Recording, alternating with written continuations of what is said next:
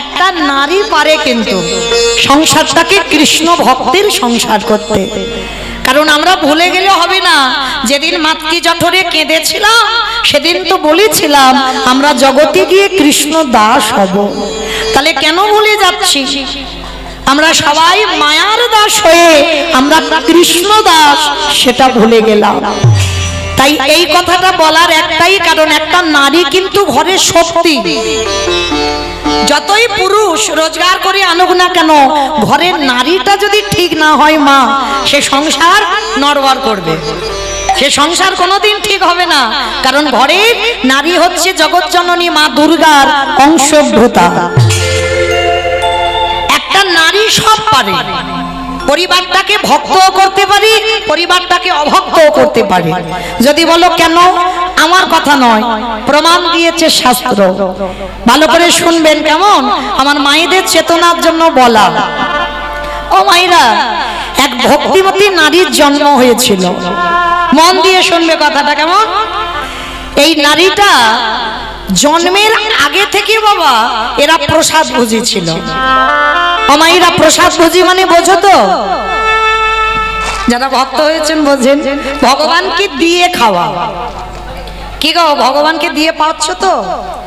মেয়েটার জন্ম হয়েছিল, জন্মের আগে থেকে বাবা মা প্রসাদ ভোজী, আর মেয়েটা মাতৃ জঠর থেকে বাবা ভগবানের প্রসাদ পায়।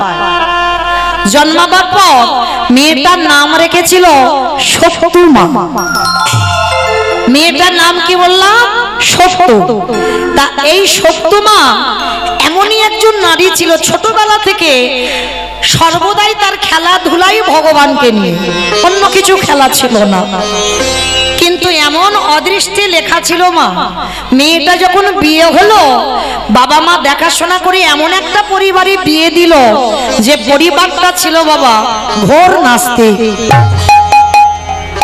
বাবা নাস্তিক মানে বোঝেন তো, মানে কৃষ্ণ ভজন করে না, একাদশী করে না, হরিবাসরে যায় না, হরিবাসরে যায় না কি ধারে কাছেও যাবে না, ভাগবত আসরে যাবে না, সাধুগুরু বৈষ্ণবকে দেখলে প্রণাম করবে না, মানে খুব নাস্তিক। আর সেই পরিবারে সত্যমার বিয়ে হয়। কিন্তু মেয়েটার চরিত্রটা এমনই একটা ছিল মা, এমন একটা ঘরে গেল সারাদিন সেই স্বামী আর শাশুড়ি মিলে সকাল থেকে আর রাত্রি পর্যন্ত মা শুধু কাজ করা, মানে হাতে জল আর শুকনো হয় না, সারাদিন কাজ করতেই থাকে।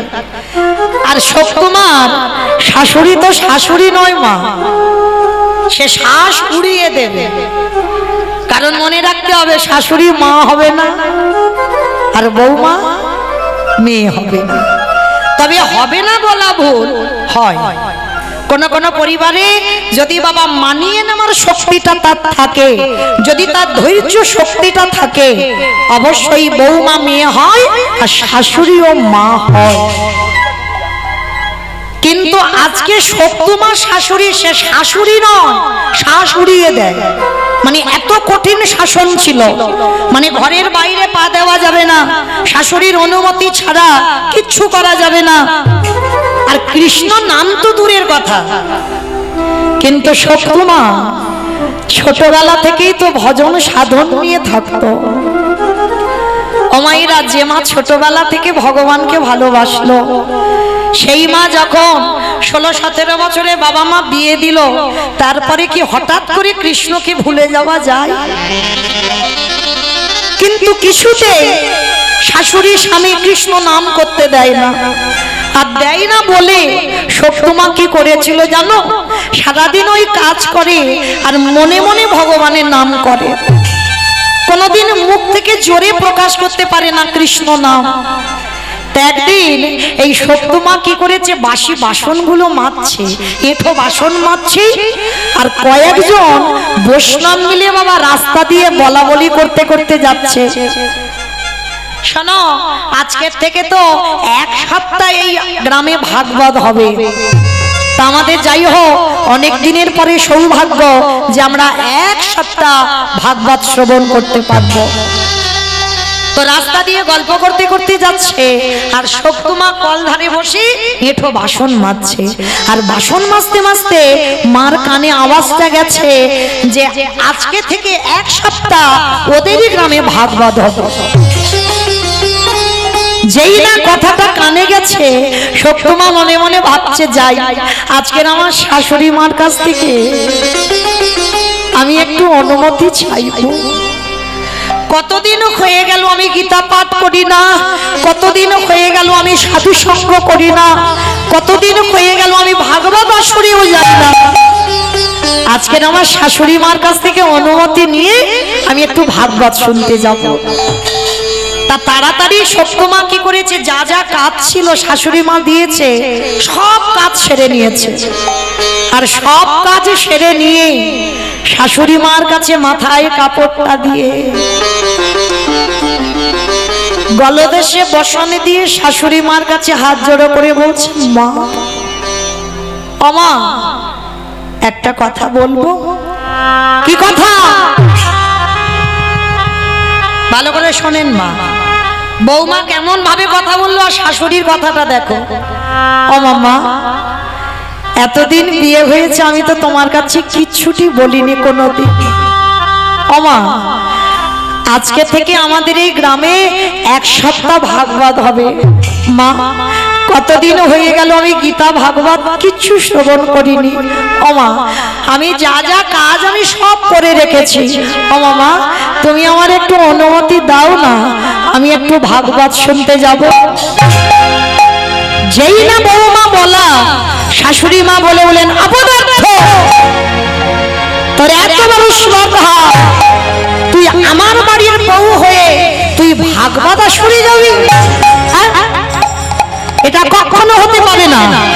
আর দাঁড়া, তোর যখন মনে এই ভাবনাটা এসেছে আমি এক্ষুনি আমার ছেলেকে বলবো। সত্যমায়ের স্বামীকে যেই না বলল, শাশুড়ি আর স্বামী দুজনে মিলে সত্যমাকে বেত্রাঘাত করছে। দূর হয়ে যা, বেরিয়ে যা, দূর হয়ে যা। গিরিধর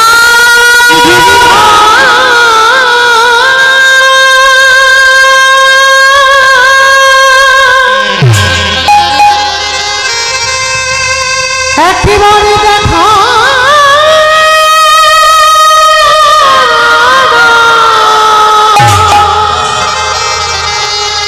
ওগো তুমি নাকি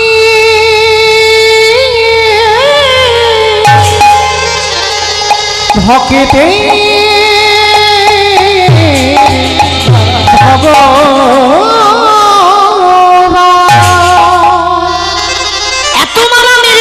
শক্তিমাকে, সারা শরীর থেকে রক্ত ঝরে ঝরে মাটিতে পড়ছে। তবু এত অত্যাচার সহ্য করেও একটা দিন বাপের বাড়িতে বাবা নালিশ জানায়নি। তার ভগবানের প্রতি বিশ্বাস ছিল, একদিন না একদিন আমি এই পরিবারটাকে কৃষ্ণ ভক্তের পরিবার বানাবো। এত মারা মেরেছে মেয়েটাকে, ঘরের ভিতরে দরজা বন্ধ করে রেখেছে, যদি বউ চলে যায় ভাগবত আসরে। আর দরজা বন্ধ করে নয়ন জলে কাঁদি আর বলে, গিরিধর, আমি তোমার কাছে কি এমন অন্যায় করেছি গো, যার জন্য তুমি আমার শাশুড়ি আমায় মারলো, আমার স্বামী আমায় মারলো। বেশ, মারো, জ্বালা দাও, যন্ত্রণা দাও, কিন্তু সহ্য করবার মতো ক্ষমতাটুকু তুমি দিও।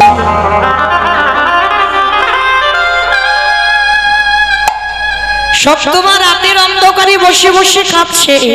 আর মনে রেখো মা, যদি ঠিক ঠিক তোমার চোখের জলে যেদিন ভগবানের কাছে যাবে,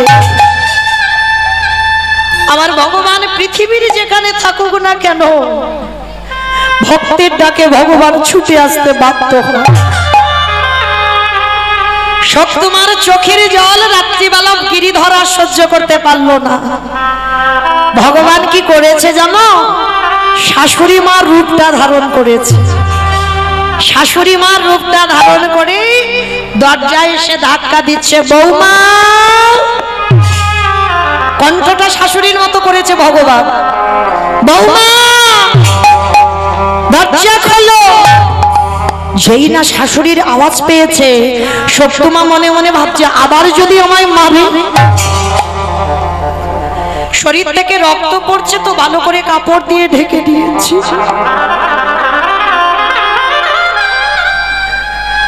দরজা খুলে দিয়েছে, আর দরজা খুলে দিতে ভগবান শাশুড়ি সেজে সত্যমায়ের মাথাতে সবে হাতটা বুলিয়েছে। আর যেই না মাথাতে হাতটা বুলিয়েছে, এই যে সকালবেলা এত মারা মেরেছে বাবা, সব জ্বালা যেমন নিমিষে জুড়িয়ে গেল। আর কোনো জ্বালা, কোনো কষ্ট, ব্যথা বেদনা নেই। ভগবান শাশুড়ি হয়ে বলছে, কি রে সকালবেলা আমি মেরেছি, ব্যথা লেগেছে? মাথাটা নিচু করে কাঁদছে শুকনো। না মা, লাগেনি। লাগেনি বললে হবে? আমি মেরেছি, আমি জানি না তোর কত লেগেছে।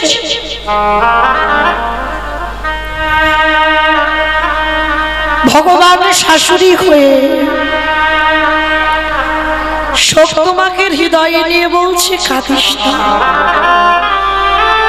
কাঁদিস না। যা, আমি এক্ষুনি তোকে বলছি, ছেলে তো ঘরে ঘুমাচ্ছে, ছেলে তো জানবে না। যা এক্ষুনি তুই, আমি দরজা খুলে দিচ্ছি, তুই এক্ষুনি চলে যা, একটু বৈষ্ণবদের কাছে গিয়ে তুই একটু ভাগবত শুনে আয়। যেই না অনুমতি পেয়েছে, সত্যমা চমকে উঠেছে। মা তুমি অনুমতি দিচ্ছ? হ্যাঁ, ছেলে তো ঘরে ঘুমাচ্ছে, ছেলে তো জানে না। যা এই সময়ে একটু ভাগবতটা শুনে আয়।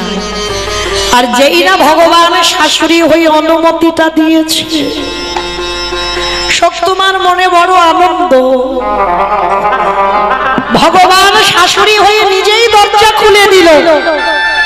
আর দরজা খুলে দিতে সত্যমা ছুটতে ছুটতে একেবারে সেই গ্রামের শেষে যেখানে ভাগবত হচ্ছিল, ভাগবত আসরে চলে গেছে। সারা রাত ভাগবত শুনেছে। আর সারা রাত ভাগবত শুনে সকাল যখন হয়ে গেছে, এদিকে গিরিধর মনে মনে করছে, হায় হায় হায় হায়, সকাল হয়ে গেল। শাশুড়ি যদি এবার ঘুম থেকে জেগে যায়, যদি দেখে বৌমা ঘরে নেই, তাহলে ও মেয়ের আর আস্ত রাখবে না। এবার কি করবে ভগবান? এঁঠো বাসন পড়ে আছে, বাসি ঘর দাবা পড়ে আছে, ঝাঁটা দিতে হবে, বাসি কাপড় জামা পড়ে আছে, কি করবে এবার? ভগবান কি করেছে জানো? হরিব, যেই না সকাল হলো, সত্যমা ভাগবত আসরে আছে। আমার গিরিধর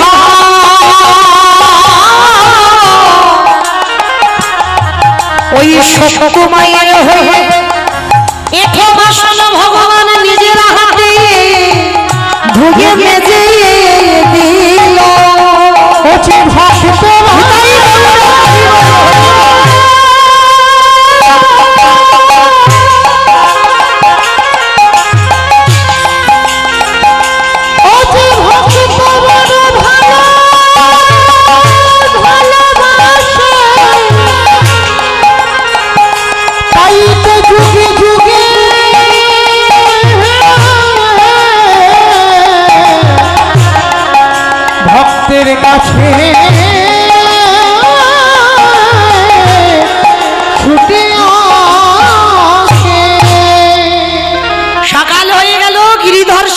ছেড়ে রেখেছে।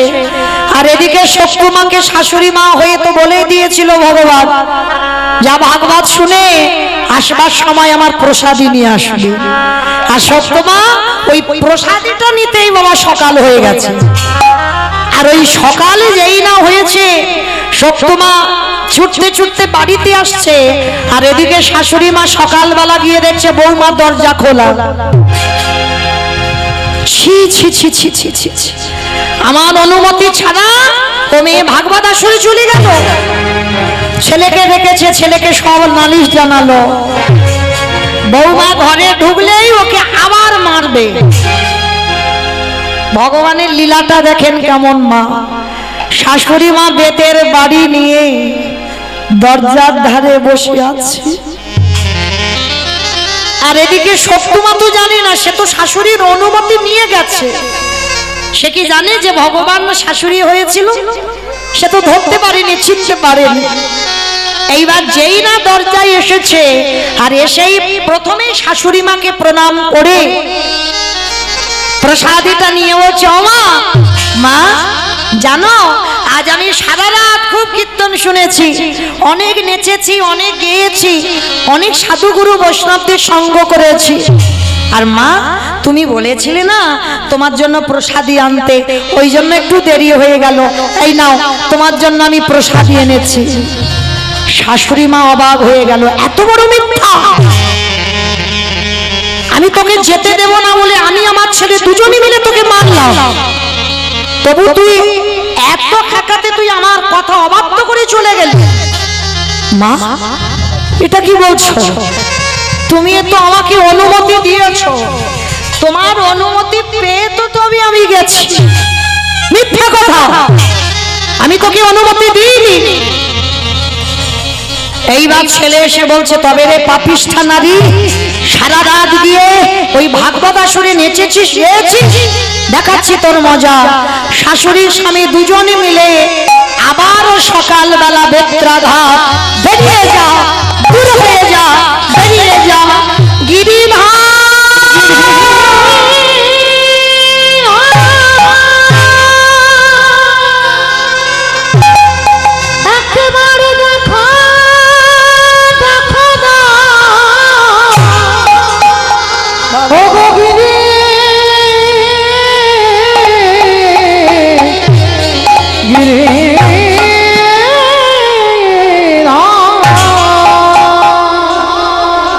দাঁড়িয়ে দাঁড়িয়ে মার খাচ্ছে মেয়েটা, একদিকে স্বামী মারছে, একদিকে শাশুড়ি মা মারছে,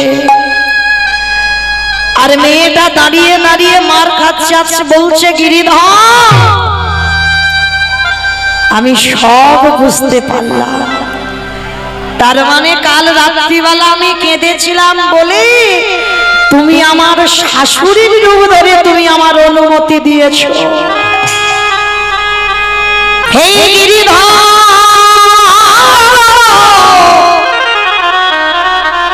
সেই যদি তুমি আমায় দর্শন দিলে, একেবারে কৃপা করে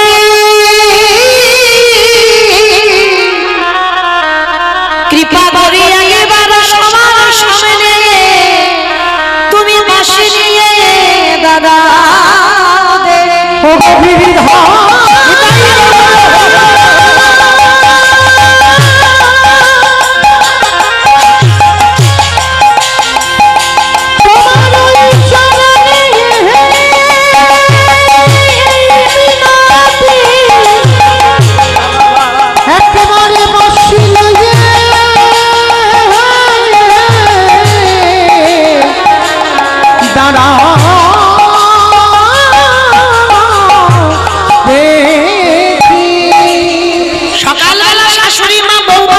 মুষ্টিটাকে ধরেছে, এই মেয়ে এঠো বাসনগুলো কে মাজবে, কাপড় জামা কে ধোবে, বাসি ঘর বাড়িকে পরিষ্কার করবে।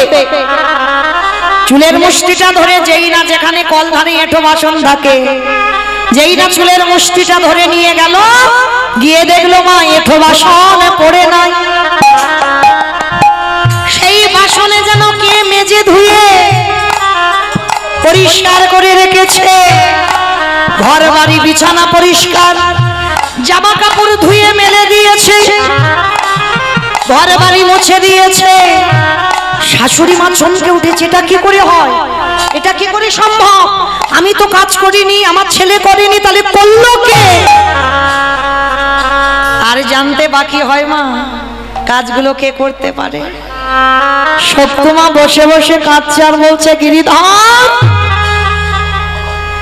তুমি আমাকে মার খাইয়েছ, খাওয়া আমার এতটুকু কষ্ট নাই, কিন্তু সেই যখন তুমি এই বাড়িতে এসেছো, তাহলে আমার শাশুড়িকে কৃপা করো,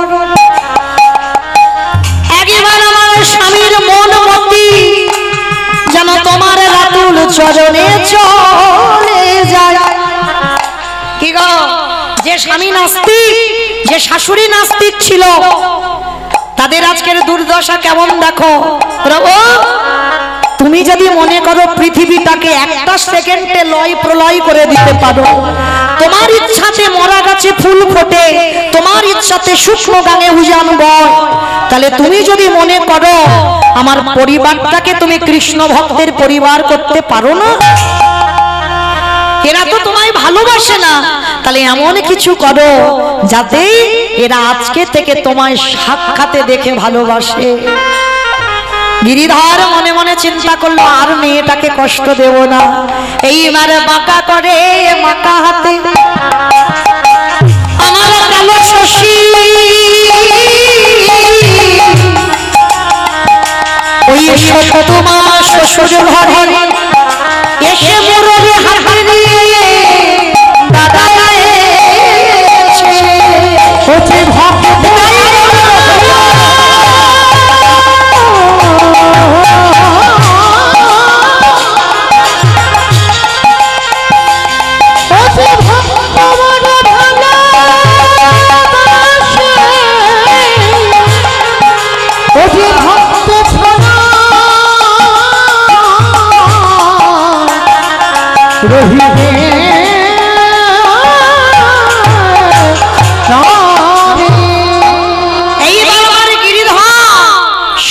মায়ের পাশে গিয়ে মাসিটা ধরে দাঁড়িয়েছে।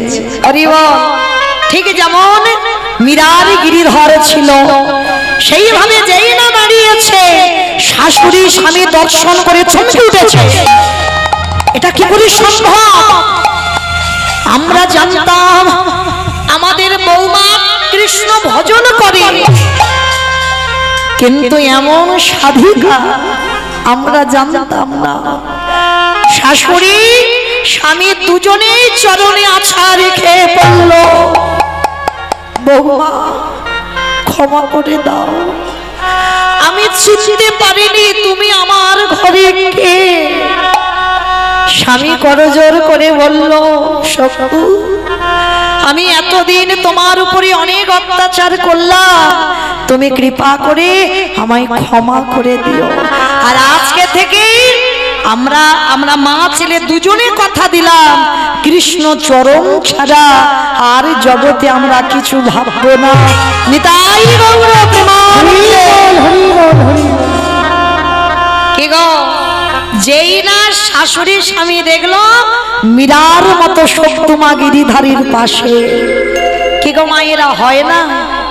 কলিযুগেও হয়।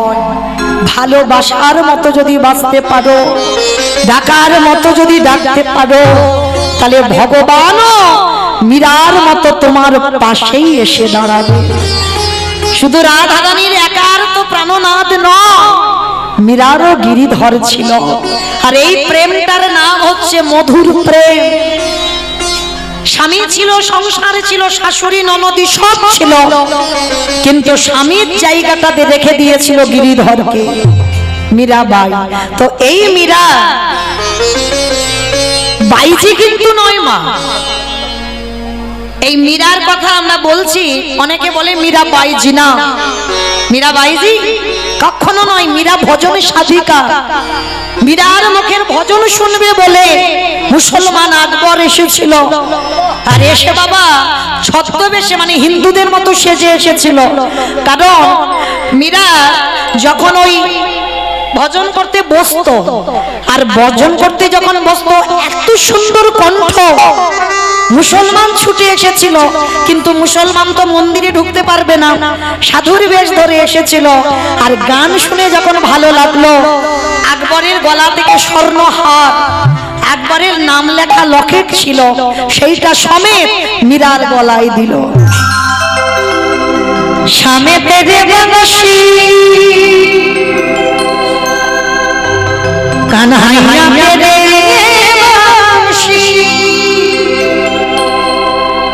পুকারে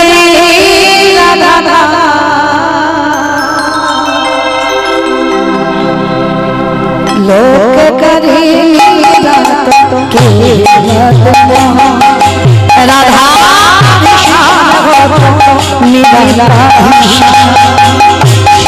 তেরি বংশী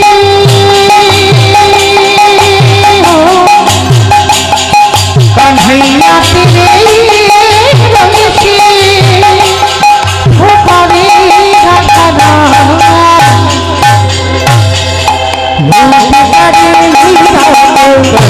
रखना राधा हिसाब तो मेरा कविता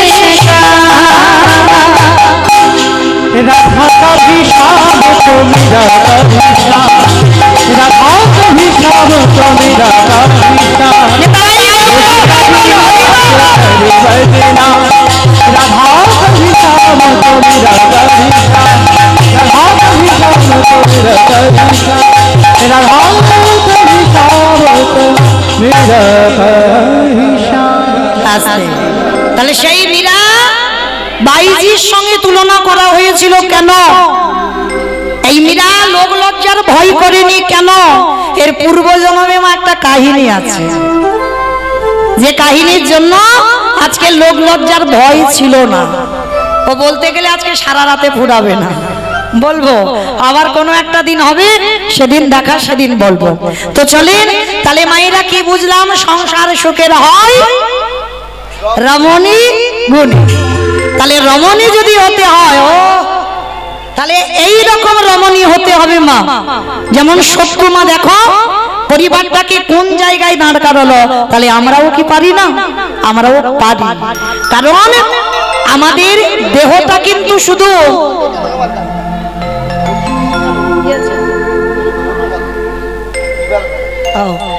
আমাদের দেহটা বাবা শুধু ছেলে পুলে মানুষ করবে, স্বামী সেবা করবে নয়।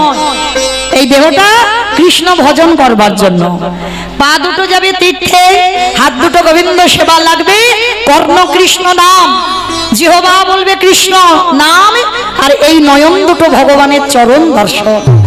মানে সর্ব অঙ্গ দিয়ে যেন গোবিন্দ সেবা হয়, তারপরে তোমার মনুষ্য জনমটা ধন্য হবে। কারণ মনে রাখতে হবে বাবা, মানুষের সন্তান মানুষ হয় না। কারণ মানুষের মতো দেখতে হলে তো মানুষ হবে না। কি বাবা ভুল বললাম? মানুষের মতো দেখতে হলে মানুষ হবে? সবার আগে দরকার তার মনুষ্যত্ব জ্ঞান। আর যার মধ্যে মনুষ্যত্ব জ্ঞান নাই বাবা, তাকে মানুষের সঙ্গে তুলনা করা যাবে না। কেমন দেখবেন পশুর সন্তানরা, তারা কিন্তু জন্ম থেকেই পশুত্ব ভাব নিয়ে আসে। কিন্তু মানুষ, এই জগতে অনেক মানুষ আমরা আছি, কিন্তু সবাই মানুষ নয়। আমাদের মধ্যে যাদের যাদের মধ্যে মনুষ্যত্ব জ্ঞান থাকবে তাদেরকে মানুষের সঙ্গে তুলনা করেছে।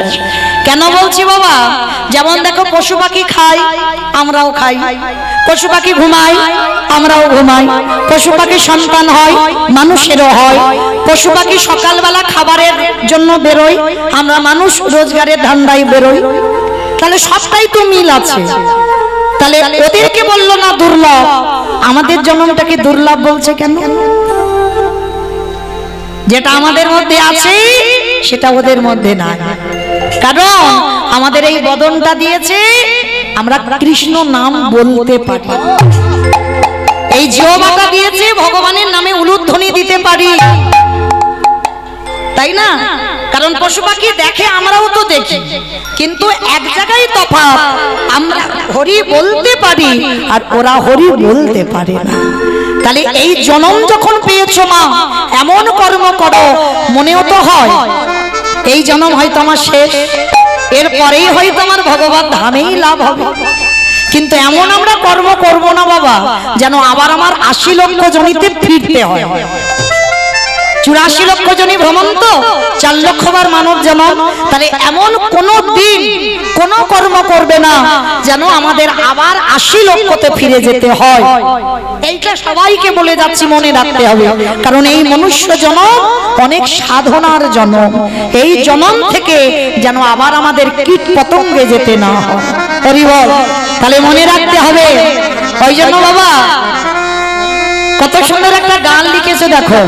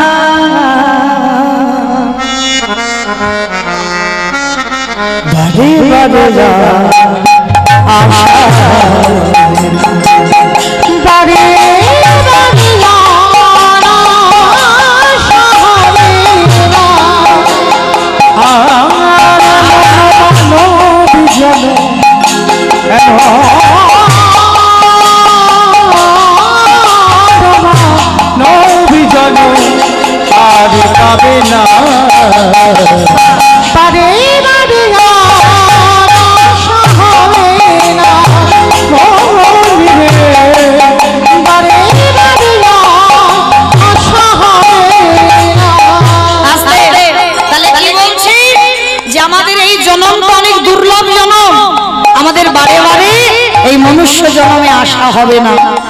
আচ্ছা বাবা, এবার যারা যারা কীর্তন শোনেন বা শাস্ত্র জ্ঞানী বা তত্ত্ব জ্ঞানী, যারা বহু জায়গায় কীর্তন শোনেন, এই ভগবানকে বলা হয় সচিদানন্দন। কেন? মায়ের নাম ছিল সচি ঠাকুরানী, ওই জন্য মার নাম অনুসারে ছেলেকে বলা হয় সচিদানন্দন। আর বাবার নাম জগন্নাথ মিশ্র, ওই জন্য বাবার নাম অনুসারে ছেলেকে বলা হয় জগদানন্দন। আচ্ছা, এইবার আপনারা যারা কীর্তন শোনেন বা বোঝেন, বলেন তো আমার ভগবানকে সচিদানন্দন বলে না জগদানন্দন বেশি পরিচিত হয়েছে?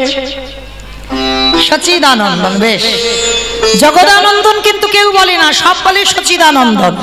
কিন্তু বাবা এই জায়গাটায় সবাইকে ভাবতে হবে। কেন? ভগবান তিনি তো কলিযুগের মহাপ্রভু, কলিযুগের ভগবান।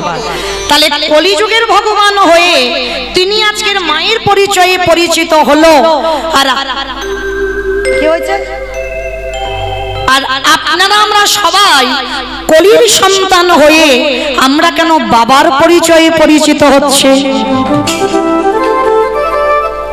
দেখবেন বাবা, কোথাও গেলে যে মা দিল ব্যথা সে মা রইল কোথা, কথায় বলে না? যেখানে যাও না কেন, যদি একটা বাচ্চা হারিয়েও যায়, সবার আগে কি কেউ বলবে এ বাবা তোর মার নাম কি? সবার আগে বলবে তোর বাবার নাম কি? আর যে বাবার নাম বলতে পারবে না বাবা, সমাজ তাকে কত গালি গালাজ করবে। যেখানে যাও না কেন তোমাকে তোমার বাবার নামটা লিখতে হবে।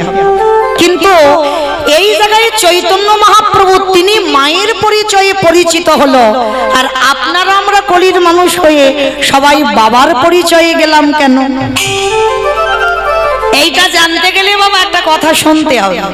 তা তাহলে বুঝতে পারবে, তবে মন দিয়ে শুনতে হবে, তবে অনুভব করতে পারবেন কেন ভগবান আমাদের বেলা বাবাকে জায়গা দিল আর নিজের বেলা মায়ের জায়গাটা দিল। কেন শোনো মায়েরা ভালো করে। কেমন একটা ছোট্ট বাচ্চাকে ফেলে বাবা চলে গেছে কাজে, 1 বছর পর পর বাড়িতে আসে, আর মা কি করেছে সারাদিন সংসারের খাটুনি খেটে ওই ছেলেটাকে দিনে দিনে বড় করছে। বাবা কিন্তু কোনো কাজ করছে না, বাবা তো কর্মে চলে গেছে, টাকা পাঠায়, মা ছেলেটাকে মানুষ করে।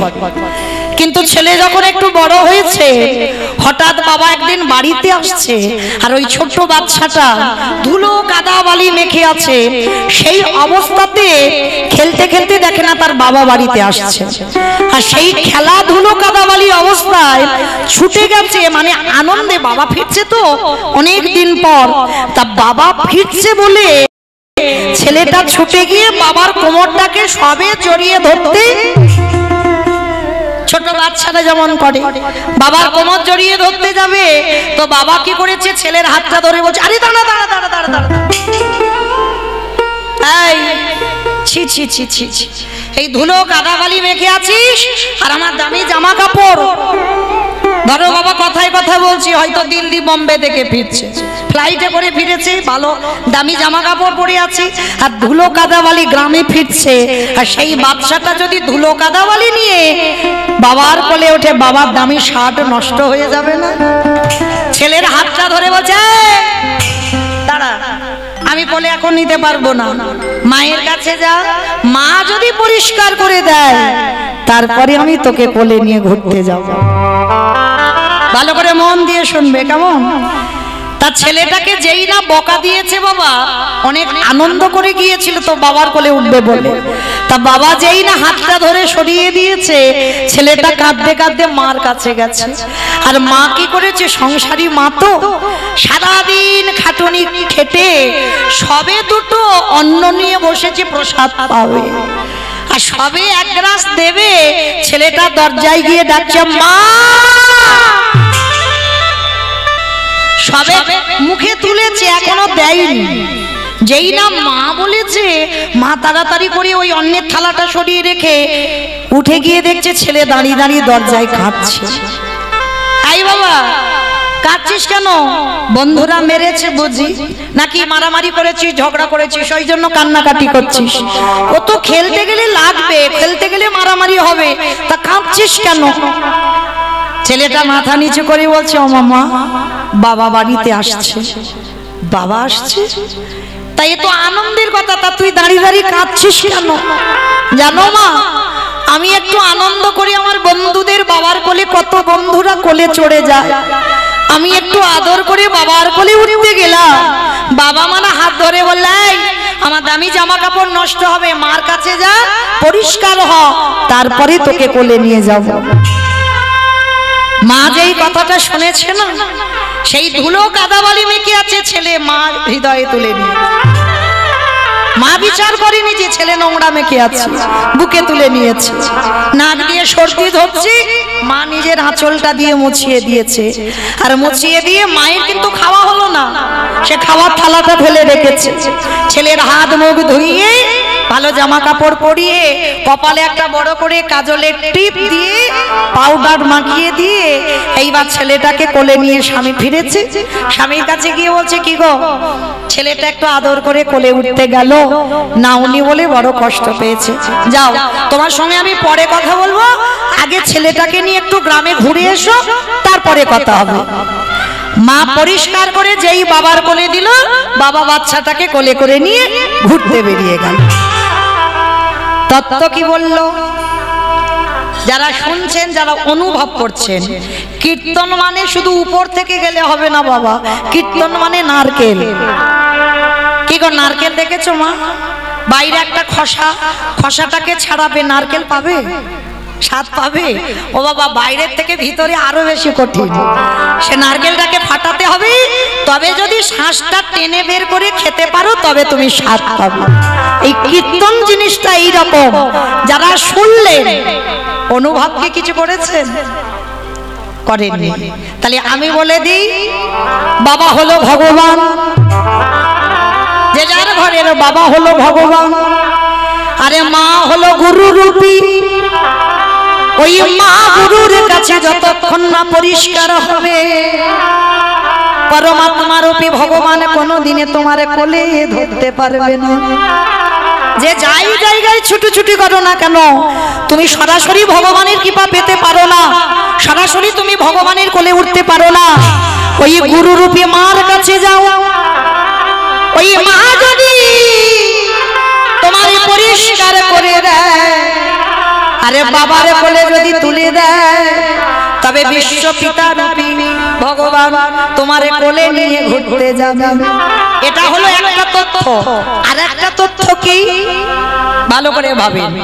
ভগবান চিন্তা করলো বাবা ছেলে নোংরা মেখে আছে বলে কোলে নিল না, কিন্তু মা কিন্তু বিচার করছে না।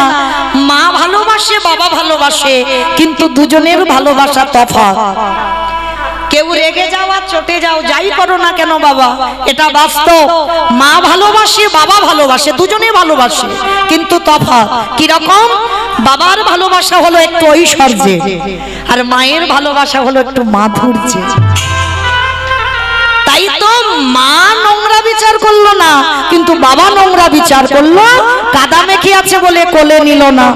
ভগবান চিন্তা করলো এই কলির মানুষ, এরা তো সবাই নোংরা মাখাজি, সবাই নোংরা মেখে আছে। মা যারা বসে আছো, যারা দাঁড়িয়ে আছো, আমি কীর্তনিয়া সম্প্রদায়, সবাই নোংরা মেখে আছে।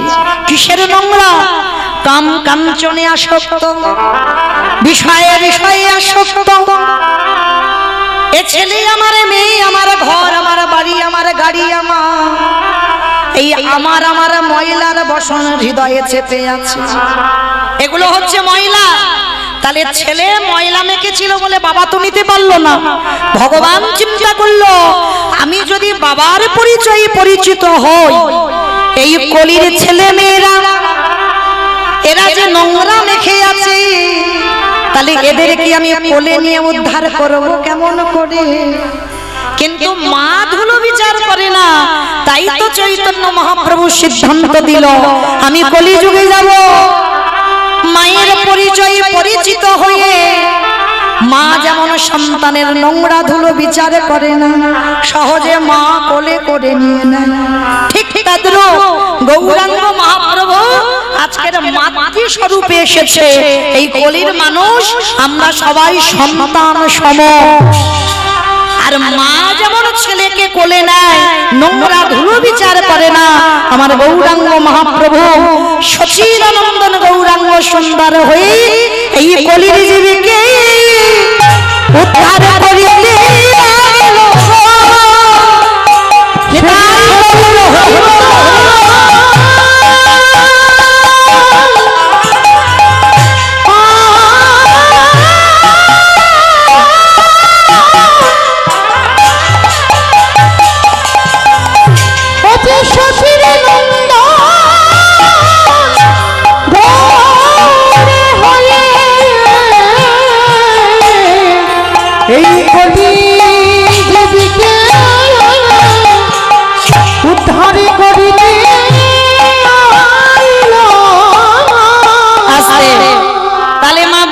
আমরা সবাই যার জন্য ভগবান নাম নিয়েছেন সচিদানন্দ, আমরা বলি সচিদানন্দন গৌরাঙ্গ সুন্দর। আচ্ছা বলো তোমা, সংসার সুখের হয় পুরুষের গুণে। পুরুষের গুণে, রমণীর গুণে? বেশ, তাহলে এই যে বড়াই করে বলছো সংসার সুখের হয় রমণীর গুণে। অমাইরা কালকের একটা ব্রত আছে জানো তো? কতজন জানো? কই একবার হাতটা তোলো তো দেখি। জন্মাষ্টমী তো? হাই দেখো নাকি কালকে জন্মাষ্টমী।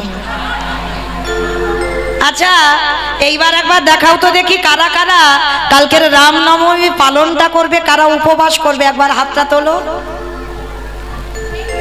এই কটা হাত। হ্যাঁ গো, এই তো বললে সংসার সুখের হয়।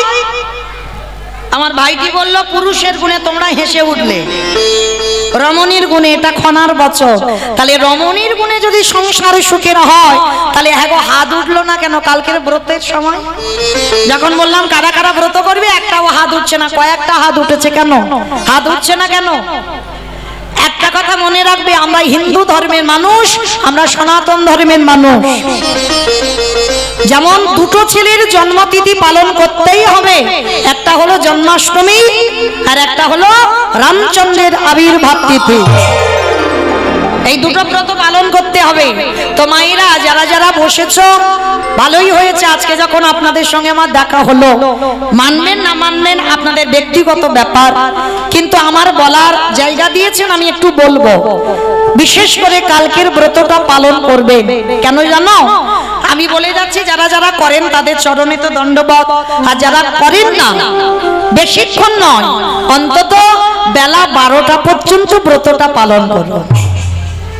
সারা দিন রাত করতে হবে না। যেমন আমাদের গুরু মহারাজদের আদেশ আমাদের একাদশীর মতো পালন করতে হবে। আর আপনারা সংসারী মানুষ, তো অবশ্যই মনে রাখবে 12টা পর্যন্ত, বেশিক্ষণ নয়। অনেক অনেক মানুষ তো বাবা, আমরা 8টা-9টার সময় ঘুম থেকে উঠি, আর ওইটুকু টাইম একটু আগিয়ে দিতে পারি না। চেষ্টা করবেন কালকের অবশ্যই আমার রামচন্দ্রের আবির্ভাব তিথি আমাদের পালন করতে হবে।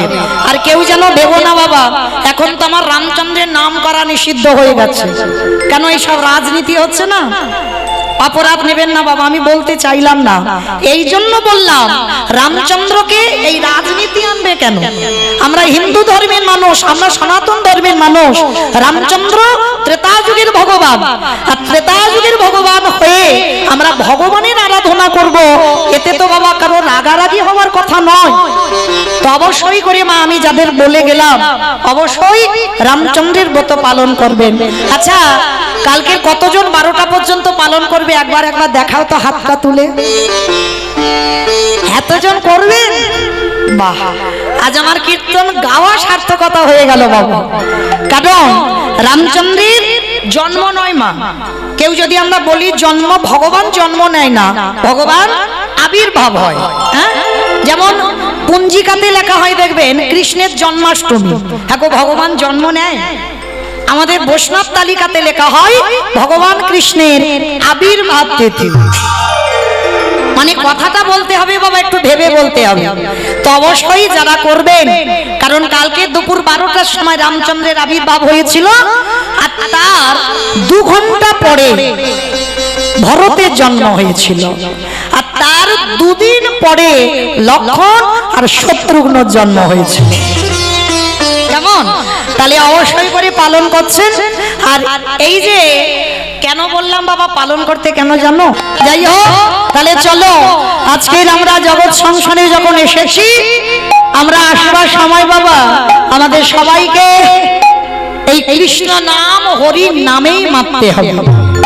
তাহলে আমার গৌরাঙ্গ মহাপ্রভু তো একা আসেনি, আরো একজন দলে নিয়েছিল। কে গো? নিতাই চাঁদ। নিতাই যাদের দেখে তাদের বলে দমতে তেরি না ধরি ধরি রে।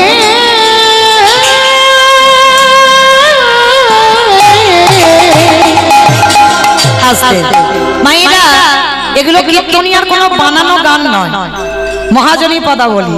কীর্তনাসরে যে যাই করো না কেন বাবা, একটা দুটো তো মহাজনী পদাবলী রাখতে হবে, যেহেতু কীর্তন।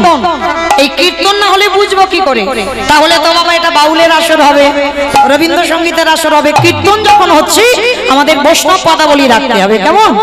তার নিতাই চাঁদ দাঁতে ঘাস নিয়েছে, বৈষ্ণব পদাবলীতে যেটা বলছে। অমাইরা, এই নিতাই চাঁদ দাঁতে ঘাস নিল কেন? এইটাই কারণ। ওই জন্য কীর্তন শুনতে বসতে হয়। আমাদের সমাজে একটা নিয়ম আছে মা, আমরা মানি আবার অনেকে মানি না। নিয়মটা কি? আমাদের সমাজ মানে আমার সমাজ নয়, আমাদের সবার, মানে গুরুজনদের সামনে কথা বলতে গেলে সবার আগে বাবা মাথাটা নিচু করে কথা বলতে হবে। কারণ এই যে আমার বয়স জ্যেষ্ঠ বা জ্যেষ্ঠারা বসে আছেন, আমি আপনাদের থেকে অনেক বয়সে ছোট, তাহলে আমি যে কথা বলবো বলার আগে মা আমার মধ্যে যেন একটু নত ভাব থাকে। কারণ এটা আমার সমাজের নিয়ম, পালন করতে হবে। আর আমার মহাপ্রভুর আমলে নিয়মটা কি ছিল না, গুরুজনদের সামনে কোনো কথা বলার আগে তোমাকে দাঁতে ঘাস নিতে হবে। আর দাঁতে ঘাস নিলে কি বুঝবে কথাটা সত্যি বলছি বা কথাটা বিনতার সহিত বলছি। কারণ যখন রূপ গোস্বামী আর সনাতন গোস্বামী মহাপ্রভুর চরণে আত্মনিবেদন করলো, তখন যাবার সময় রূপ আর সনাতন দাঁতে ঘাস নিয়ে তবে নিবেদন করেছে। তাহলে এটা নিয়ম। তা নিতাই চাঁদ কি করছে, নিতাই যাবে দেখে তারে বলে দন্তে তৃণ ধরি ধরি রে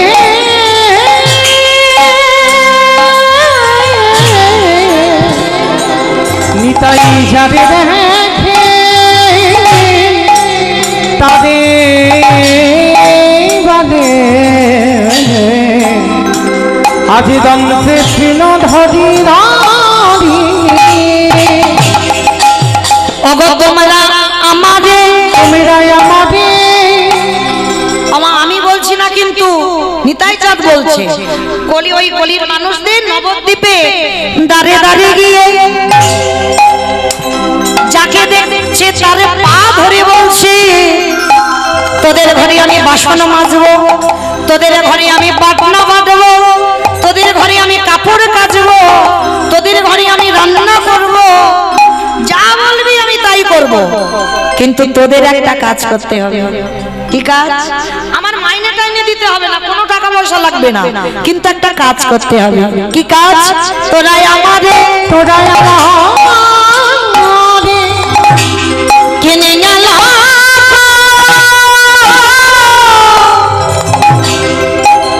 মাইনে লাগবে না, তাহলে কি লাগবে? ওই একবার হাত দুটো তোলো,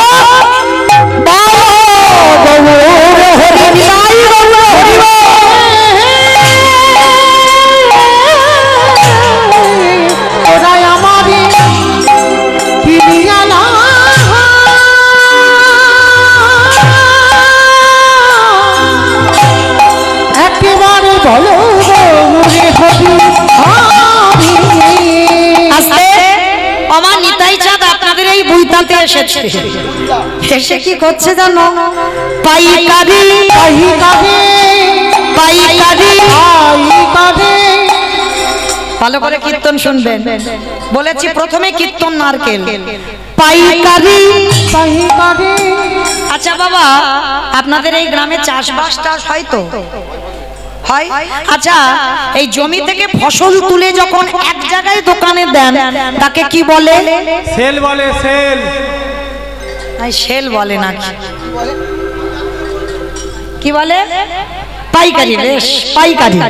কি বলে? পাইকারি দেওয়া, তাই তো? একসঙ্গে সবজি দেওয়া হচ্ছে, যা কিছু দাও মানে পাইকারি। পাইকারি দোকান, পাইকারি। তার নিতাই চাঁদ অন্য কোন গ্রামে যায়নি, আজকে এসেছে আপনাদের এই বইতাতে। এসে কি করছে জানো? পাইকারি পাইকারি।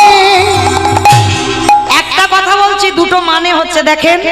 পাইকারি পাইকারি পাইকারি পাইকারি পাইকারি পাইকারি আমি পাইকারি পাইকারি। আমার বুঝছো?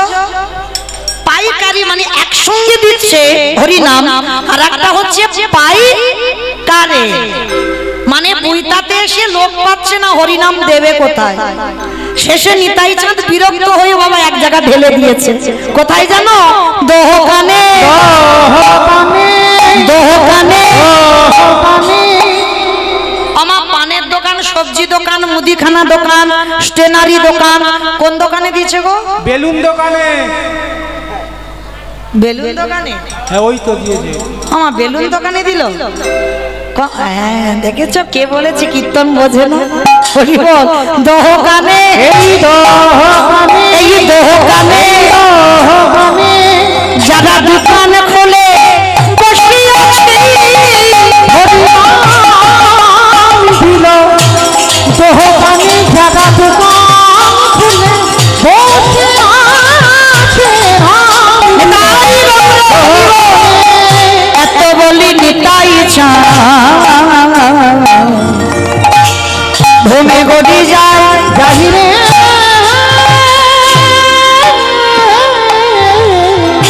আহায় এত গালি নিতাই ঘুমে গদি যায় না ওগো সোনার ওগো সোনার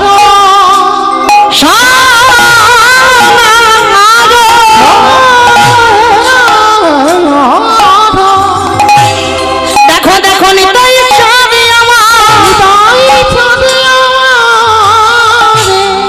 মনে হয় কে যেন কাঁচা সোনা বেটে দিয়ে আমার নিতাই চাঁদের গায়ে বুলাইছে। সেই নিতাই চাঁদ আমার কলির দাঁড়ে দাঁড়ে নগরে নগরে গিয়ে যে নাম দেয় তারে হাতে ধরে বলে তোরা কৃষ্ণ বল হরি বল। যে নাম নিতে চাই না তারে পদ ধরে বলি তোদের ধরে আমি সব কাজ করে দেব, কিন্তু বিনিময়ে তোরা শুধু হরিনাম বলে নে। কারণ এই কলিযুগে হরিনাম না বলিলে এই মানবে জনম কোনোদিন উদ্ধার হবে না। তাই কলির মানুষ সবাই তাকিয়ে রইল আমার নিতাই চাঁদের পানে। আমার নিতাই চাঁদকে দেখে কি মনে হয় জানো ওগো সোনার ওগো সোনার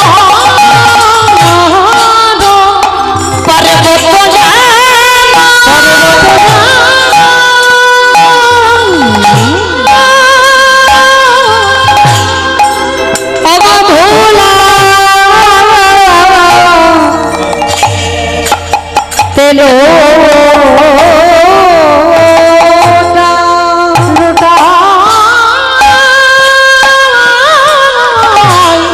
আধি সোনার পর্বত দেখো ধুলা দিল কে কি নিবিয়া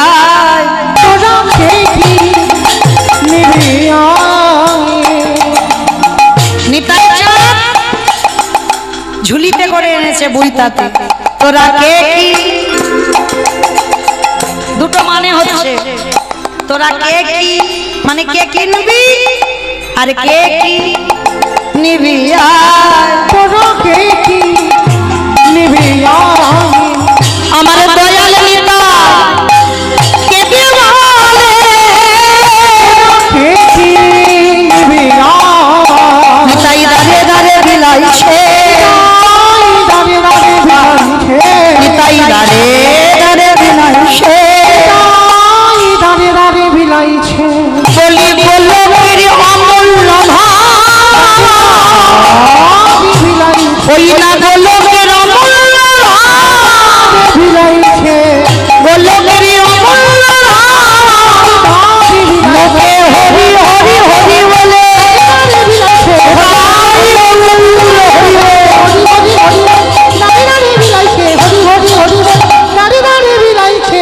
দাঁড়িয়ে দাঁড়িয়ে বিলাইছে আহা সোনার পর্বত ধুলাতে লোটায় দেখো ধুলাতে লোটায় হেন তারে যা রতি না জন্মিল রতি না জন্মিল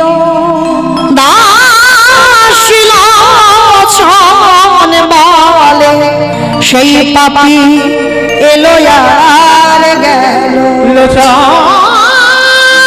বলে সেই পাপি এলো আর গেল আসলো চলে বলে সে এই পাপি এলো গেল রে লোচন হলে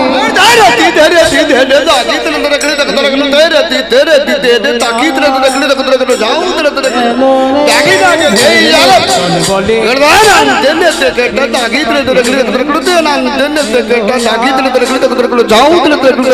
জাগি না গে দেই জাগি না লোচন বলে যা তট্টে দাগি তট্টে কত কত দাগি তট্টে কত কত দাগি তট্টে কত কত না তাও তো কৃষ্ণ তট্টে দাগি না জাগে লোচন বলে সে পাপি এলো গেল রে লোচন বলে সেই পাপি নিতাই গৌর প্রেমানন্দে হরি বল হরি বল হরি বল পাপি এলো গেল রে দাস লোচন বলে সেই পাপি জনিতাই চলুন আজকে আমরা সবাই এই মহাজনী পদাবলী লোচন দাসের পদ শ্রবণ করলাম। এইবার আমরা একটু বৃন্দাবনে যাব।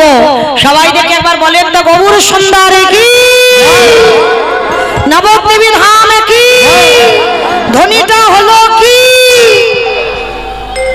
এটাও জয় বললাম ধ্বনিটা হলো কি এটা নাকি জয় মানে একসঙ্গে বলেছি তো খেয়াল করিনি আমি কি বললাম মানে হরি নামে ডুবে গেছে। আচ্ছা মা আমি বললাম ধ্বনিটা হলো কি মানে জিজ্ঞাসা হলো না একটু প্রেম সে দিতে হবে এত জোরে দাও কত দূর যাবে বজবজ চলে যাবে মহেশতলা চলে যাবে বড় কাচারি চলে যাবে যাবে যাবে বজবজ যাবে যাবে না কে বলেছে যাবে না বিশ্বাসটা তো রাখতে হবে যাবে। আচ্ছা দেখি আমার নিতাই চাঁদ গৌরচাঁদের মতো হাত দুটো তোলো তো দেখি একবার সবাই দাজেরা আছে তোলো সবাই বেশ এদিকে আমার ভাইরা দাদা ভাইরা যারা আছেন সবাই একসঙ্গে আত্মনিবেদন কেমন কই আমার ডাক্তার বাবু হাত উঠছে না কেন যিনি আমাকে এনেছেন হাত তুলছে না তোলো দেখি সবাই কই জামাইবাবু কই হাত তুলেছো তোলো বেশ মা ওই জায়গাটা ধসে গেল কেন তোলো তোলো দেখি তোলো একসঙ্গে সবাই বলো গবু ও দাদা এক হাত কেন হাই ভগবান হাওয়া খাচ্ছ এক হাতে তবু এখন হাওয়া খেতে হবে না রাখো একটু সবাই একসঙ্গে বলো গৌর সুন্দরী কি নবদ্বীপী ধাম কি সচিবী নন্দন কি বিশ্বপ্রিয়া কি নিতাই চাঁদ কি ভক্তবৃন্দ কি হরিবাসন ধাম কি সাধুগুরু বৈষ্ণব কি আপন আপন গুরু চরণ কি কমিটি ভাইষ্ণব কি হরিনাম